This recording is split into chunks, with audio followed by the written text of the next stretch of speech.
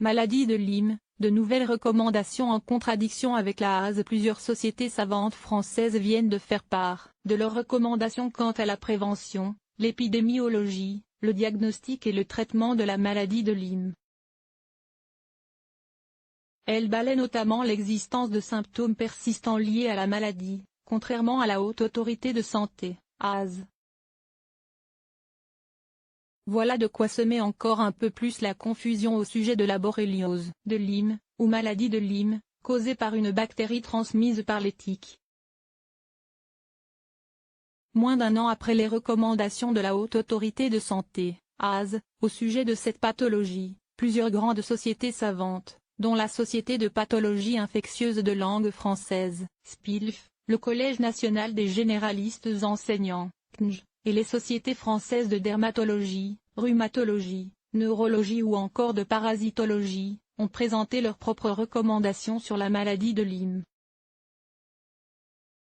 Le texte de l'AS avait déjà entraîné de vives critiques de la part de ces sociétés savantes, du fait de la reconnaissance du syndrome persistant polymorphe après une possible piqûre de tique SPPT, qui chronicisait en quelque sorte la borréliose de Lyme.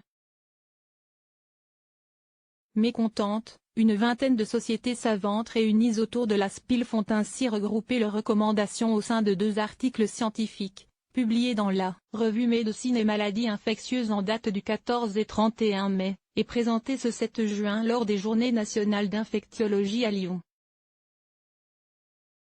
Les auteurs de ces articles estiment qu'en cas de symptômes persistants après une borréliose de Lyme bien traitée, il est recommandé de ne pas répéter ou prolonger l'antibiothérapie. Les scientifiques estiment en effet qu'un autre diagnostic que celui de Lyme est porté chez 80% des patients présentent des symptômes persistants et polymorphes après une borréliose de Lyme documentée ou supposée.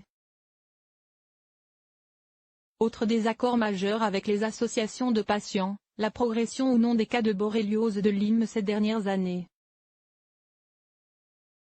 S'appuyant sur les données des autorités de santé, les sociétés savantes affirment que l'incidence de la borréliose de Lyme, estimée à travers le réseau Sentinelle et les codages des séjours hospitaliers, a été stable en France entre 2009 et 2017, avec une moyenne de 53 cas 100 000 habitants an, à l'origine d'1,3 hospitalisations 100 000 habitants an. Détaillant les conduites à tenir en cas de morsure de tique et de suspicion de borréliose de Lyme, les sociétés savantes conseillent aux médecins d'éviter les simplifications abusives et stigmatisantes, susceptibles d'être comprises comme c'est dans la tête, au profit d'explications plus détaillées et surtout personnalisées.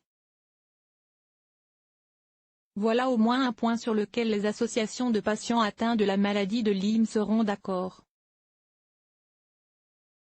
Source: Médecine et maladies infectieuses argumentaire 2.